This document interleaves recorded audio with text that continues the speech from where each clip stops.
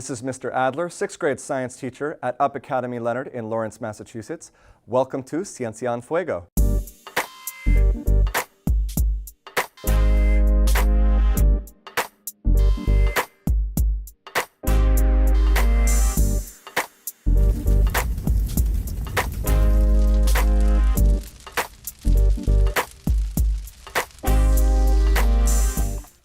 Today, we're going to be talking about chemical reactions, one of my favorite parts of science and definitely a hot topic. First, we need to talk about what a chemical reaction is. A chemical reaction happens when one or more substances change to make new substances.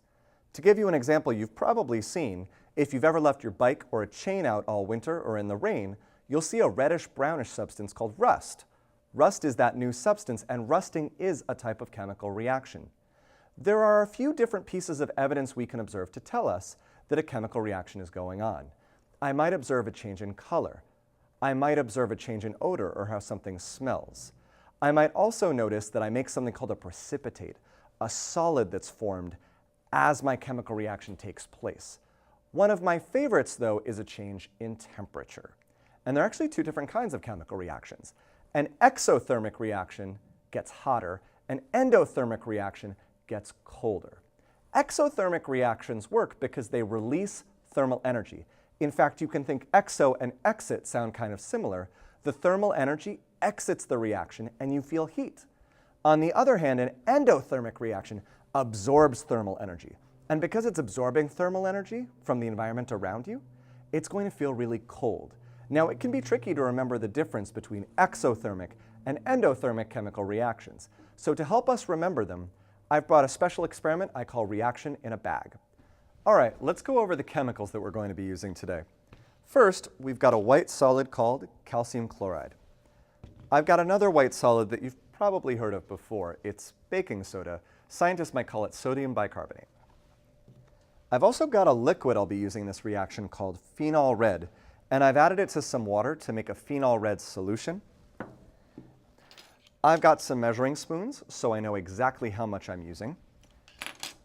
I've got a baggie. This is where I'm going to be doing my experiment. And I've got a dropper so that I know how much of my phenol red solution I'm adding to my bag. First thing I need to do is add 1 full tablespoon of the calcium chloride to my bag. So I'm going to unscrew my top, try to get as close to 1 tablespoon as I can. I'm going to open the bag, and I'm actually going to drop this only in one corner. I'm going to try to keep it right in that corner so I know it's not getting in the other corner yet. Next, I need 1 teaspoon of the baking soda. I'm going to take my teaspoon, scoop out as close to 1 full teaspoon as I can, and what I'm actually going to do is grip the calcium chloride. I don't want them to mix yet. And I'm going to take my baking soda, and I'm going to dump it in the corner. I'll move this a little bit, and if I do it right, you'll see that my baking soda ends up in the other corner from where the calcium chloride is. So now that I have my 2 reactants, my calcium chloride and my baking soda, now it's time to really get a reaction. Time for our phenol red solution. I'm going to try to get 2 quick squirts of phenol red solution on each side of my baggie. And then we'll see what happens. Holding my baggie open, 2 squirts on this side, 2 on the other side. I'm going to close my baggie, swish it back and forth a little bit, and let's see what we see. You can actually hear a little bit that fizzing. That fizzing is, again, I'm making a gas. That's a great piece of evidence that a chemical reaction is happening. Now, if I touch the left, where the calcium chloride is, I can barely touch that. It's really hot. But on the right, when I touch the baking soda, it's nice and cool. 2 white solids, they looked really similar, but they're reacting so differently. On the left, my calcium chloride is scalding hot. It's releasing so much thermal energy. This is an exothermic reaction. My thermal energy is being released, and I'm feeling heat. But on the right, it feels so cold. My baking soda mixing with phenol red solution absorbs thermal energy, and as a result, it feels cold. That's the definition of an exothermic reaction. Two white solids, same phenol red solution, incredibly different changes in temperature. One more time, my calcium chloride, that's an exothermic reaction with phenol red, releasing so much heat, and I feel all of that heat. On the right, this is my endothermic reaction. This is my baking soda absorbing thermal energy, and as a result, I feel cold. Releasing thermal energy, I feel heat. Absorbing thermal energy, I feel cold.